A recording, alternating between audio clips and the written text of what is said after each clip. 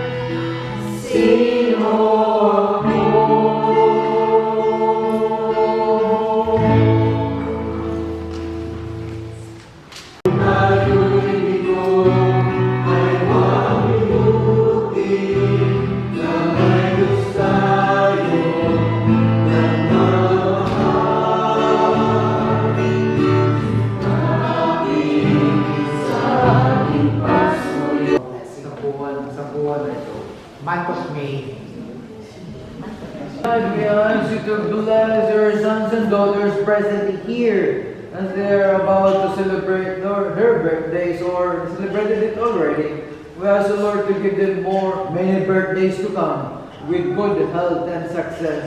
Bless their family members, bless them now and always. May Almighty God bless you all.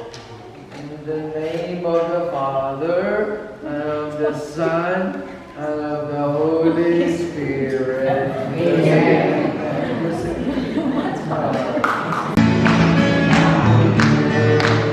Amen.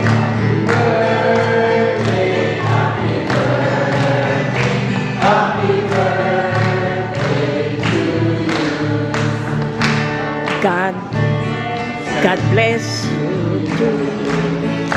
Happy birthday to you.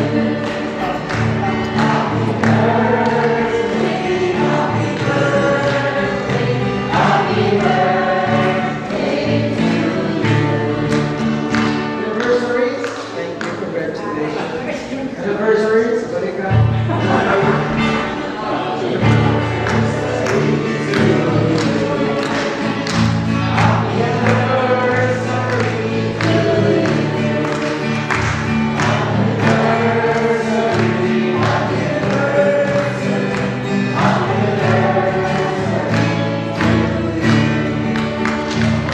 We thank you for their faithfulness.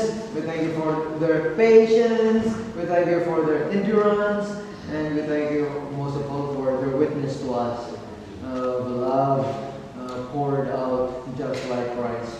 And so may Almighty God bless you now and always. The Father, the Son, and the Holy Spirit. Amen. Ama, Anak, and Espiritu Santo.